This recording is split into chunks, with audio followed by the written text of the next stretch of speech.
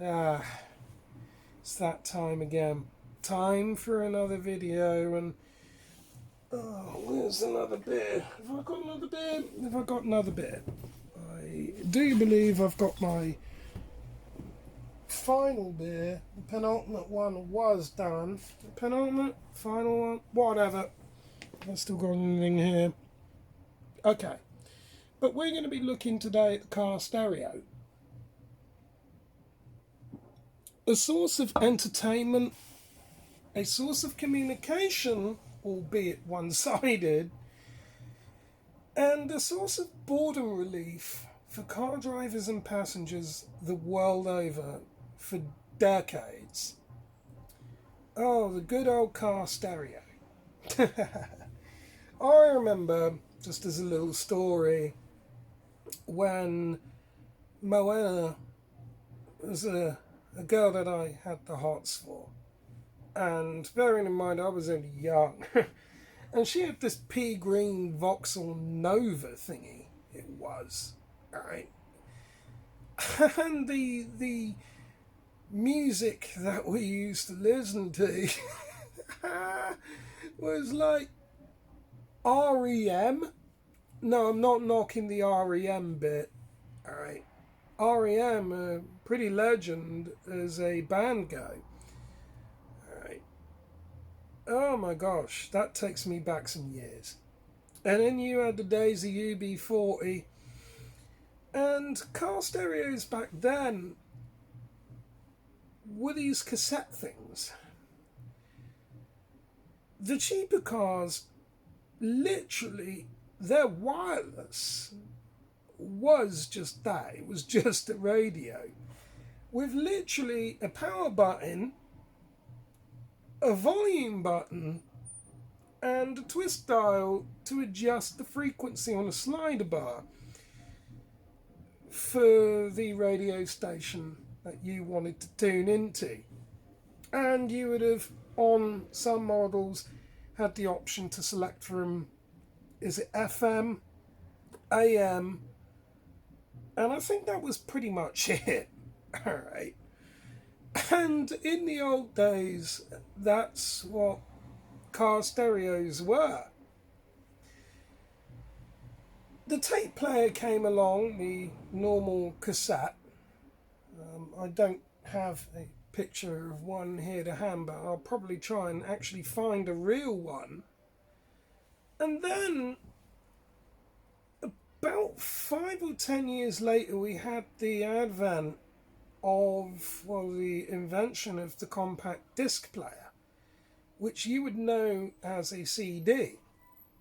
You know, the plastic sort of polycarbonate discs with foil in them that would have music. You put that into your stereo and play your music. Then came the later editions of these things where you could have a multi-disc interchanger. Yeah, that was a big hefty box, about so big that you could install into the trunk or boot of your car, about probably the size of this book. It would have a few wires that would trail to the inside of your car, and you could insert multiple CDs in there, and then you would have controls on your steering wheel to interact with the disc changer in the back and change the music. Alright, so if you had, I don't know, 5 volumes of your favourite music on 5 different CDs, you could flick between those discs, and there would be crappy latency time as each disc would then load up, and then a few seconds later you would get your music. Now, going back a little bit, with the old car stereos, you used to be able to tune into like police frequencies and stuff like that and hear what was going on, until that kind of got done away with because criminals largely figured out which frequencies to listen into. So then the whole radio band changed a bunch more. But that's going down a whole different level from what I'm about to be discussing here. So, fast forward to today. Alright, and bearing in mind all these changes have happened in my lifetime. Alright, this has all happened legit in my lifetime. I'm getting old now. I'm like 39 years old, so I'm getting a bit old. Alright, and I've seen all of these changes. It's absolutely incredible. Alright, I've lived through some really interesting times. Oh my god. Oh dear. How do I even go into this? But now we've got something even more incredible. Vehicle head units as stereos that are now all touchscreen based and driven off of essentially a single screen. Well, look, I'll show you it this way. And bearing in mind I've got this in bits and pieces. But the form factor largely hasn't really changed in vehicles much over maybe, I don't know, 30 to 40 years. Some of the wiring has, and let's just pull that out and let's get into this because it's absolutely incredible. Let's see if I can actually put this thing together and essentially show you what we're talking about. And the modern, oh god, that's probably not going to go together very well, is it? Well, sort of. That's the back end of it. Standard vehicle stereo unit. Only nowadays, you've got the ability, well, I'm holding it upside down. You've now got the ability to interact here with USB, micro SD card, and this thing's even Bluetooth and wireless capable. And it's completely touchscreen, although I've not got that working.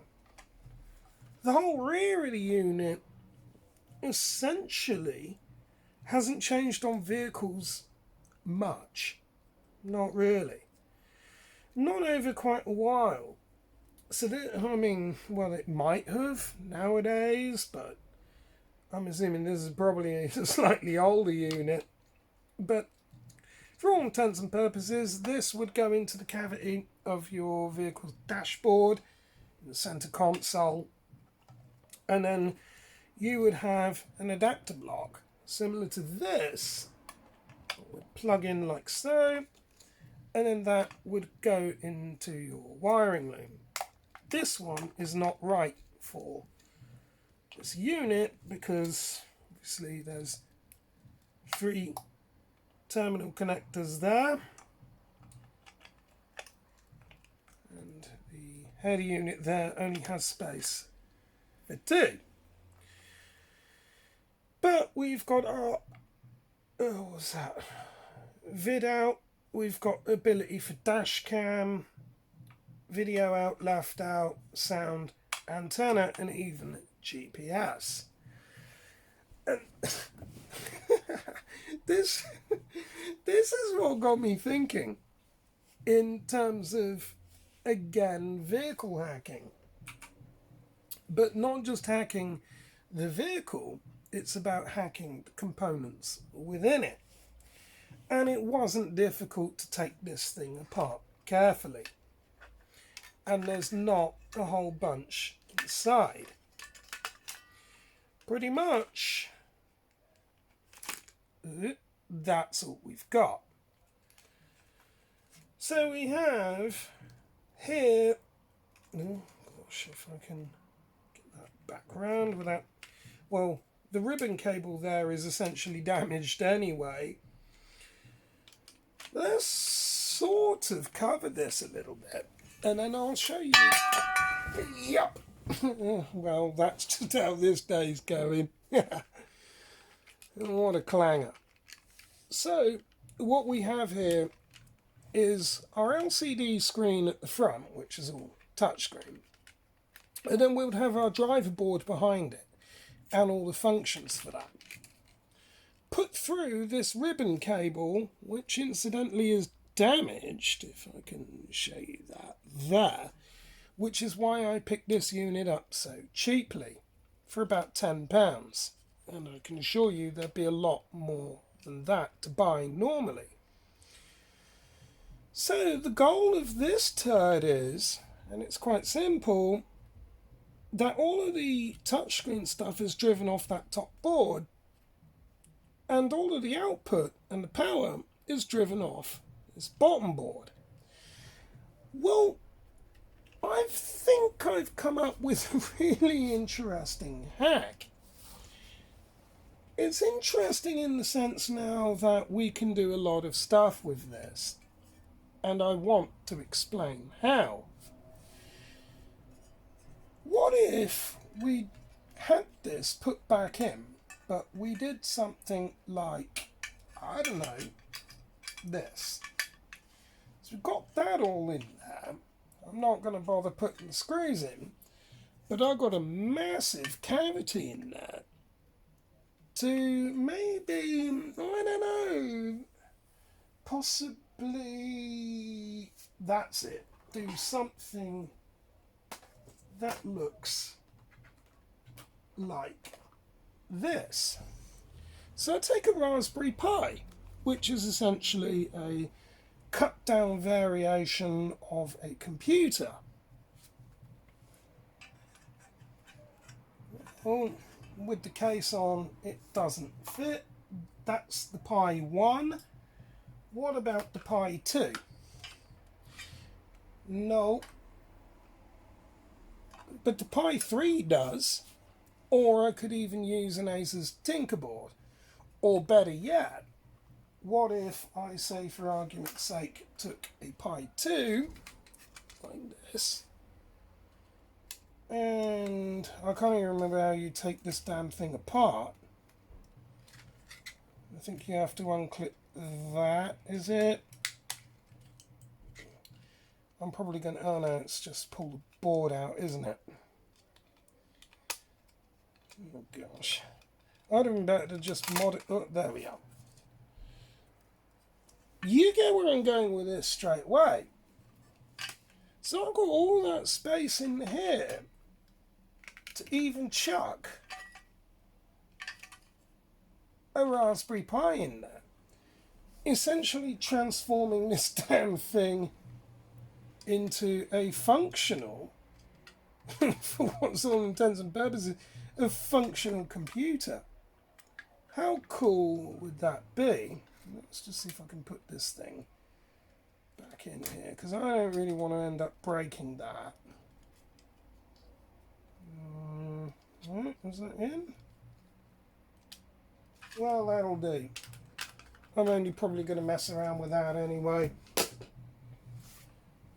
This one that I've got is just a Pi 1 running Adafruit with, you guessed it, a touchscreen with a piece of plastic polycarb over the front to protect the screen. Not really much different from what's going on in there, only without the brains. Well, we could take even a Pi 3, take that off, which I've now lost part of that somewhere down there. We'll get that back later. And what is it? Yeah, you just whip the side panel off. You get the point. You can just chuck that in now. In fact, actually, without the top on it, I think we'll even just use the Pi 3 then. In it goes. Chuck the top on it.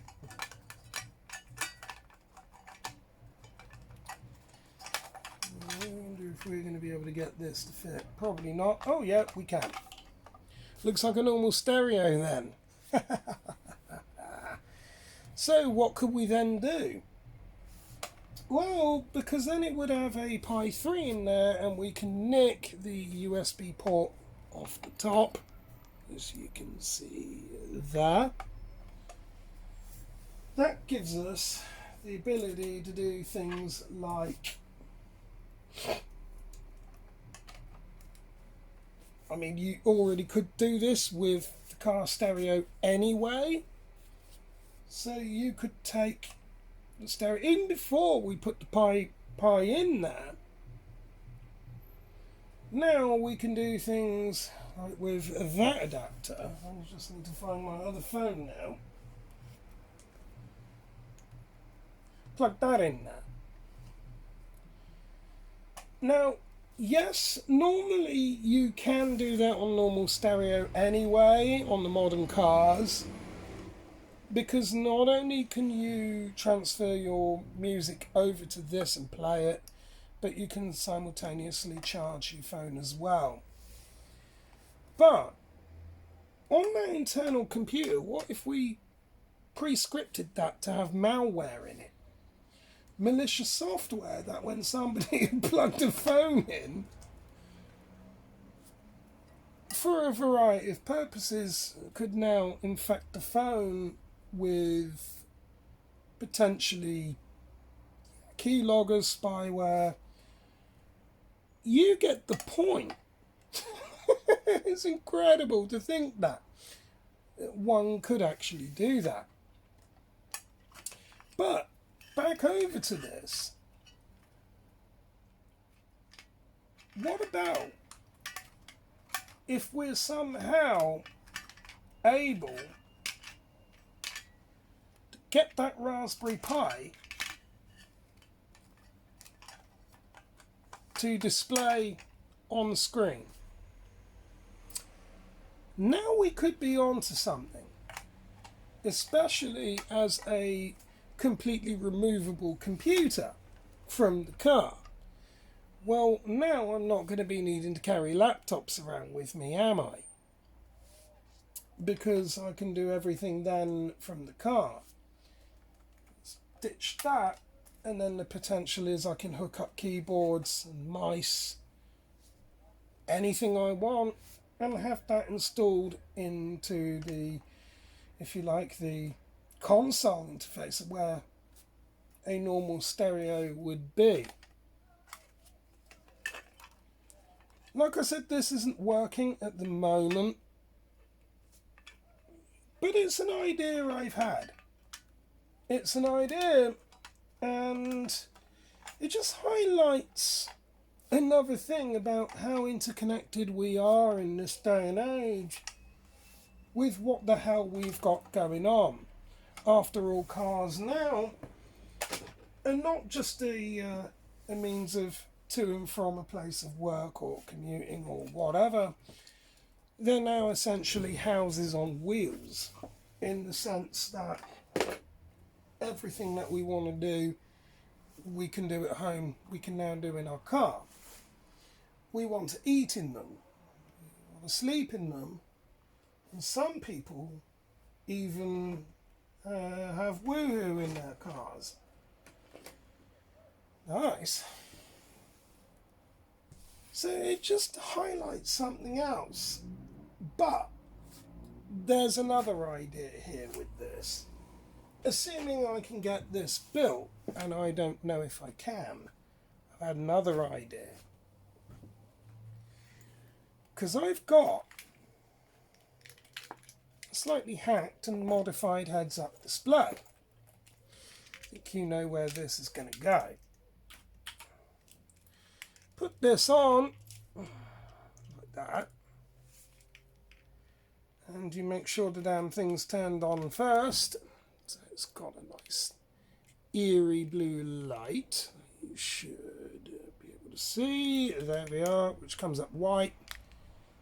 See, that's all lit. Now I can communicate with that wirelessly. So that's in the car. And now I can just simply communicate wirelessly that way. just another silly idea that I've had. Potentially might go somewhere, I don't know, probably not.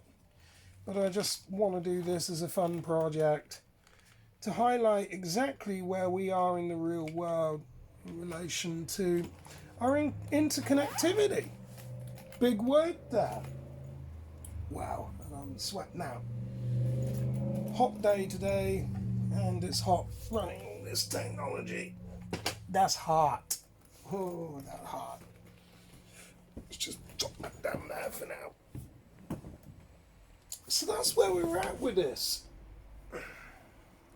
Just an idea I've had, and may well open the door to other funny little adventures. Because that's the thing now. If I was able to get this idea up and running, I don't need to carry a laptop with me then. Or a tablet for that matter, because, I mean, a lot of tablets anyway, like the portable ones, there's not really much of a difference in screen size. In fact, there's only about 3 or 4 inches, if that, in overall surface area. And I can easily, very easily, fit a battery bank in that as well. Simply remove this from the vehicle, carry it with me. Even make the packaging smaller as well. Then I don't need to carry one of them. Then I don't need to carry a laptop, and probably wouldn't even in the end need to carry a mobile phone because, well, I would have everything in there. Meaning I could just simply walk around with one device. And even set that up then as an external monitor, plug that into whatever I want. Similarly though, I mean, I probably could just as simply design something for a car where you could just take your standard phone or a tablet and just click that in. Such things probably already exist. But here's the funny thing about it. How cool would that be to see somebody sat down, typing away, looking at a car stereo heads-up display? You're going to go up to that person and go, what the hell? What the hell is this? What the hell? Have you been spending too much time at the Full Liquor Bar? What the hell are you doing? That looks like a car stereo and you're using that to type out an email. It'd certainly get a few looks, wouldn't it? I want to see if I can make that happen. Just another funny idea. That's a bolt up. We don't need that. We'll get rid of that. Let's get rid of that now. Tweet in the bin. And that's the story with that. So another funny little hack. Probably pointless, but something I'm going to have a go at nonetheless. And we'll see what happens. I don't really want to go spending any money on it. I think I've already got the parts for it. So we'll just see how the hell that's going to pan out. I don't know how that'll go, but we'll see. I've already got batteries for it. Don't know if it's going to have to run on 12 volt. Probably, because I would have thought the LCD screwdriver would be 12 volt. I'll look more into it, but it's just another funny idea that I want to see how that's going to turn out.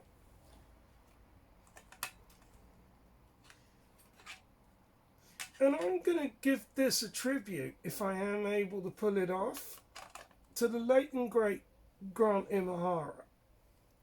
You probably heard about him, the roboteer on Mythbusters that died. Well, if I am able to pull this off, I'll dedicate that to him, and we'll call it the Imahara 1. Just another funny little intervention. Well, that as well. Intervention, I nearly said it again. I did actually say it again. Another funny invention that, who knows, completely pointless, really, if you think about it. But nonetheless, at a hackers convention, you see somebody sat down typing on a car stereo, you're probably just going to go, what the hell? I think anybody would, if they saw that, they'll be like, huh? I think now, yeah, it would be incredible. I can imagine that just rolling up to my local full liquor bar, just walk in, put that down, start typing away on a portable keyboard, like something like that. And yeah, people will probably think, what the hell is this guy doing? That's a damn car stereo. Why are you surfing the internet on a car stereo? Well, because that's just the way the modern day and age is. There we are. Alright, another funny idea I've got. We'll see if it comes to fruition. Probably not. We don't know. Something I'm thinking about. Till the next time, stay cool, much love.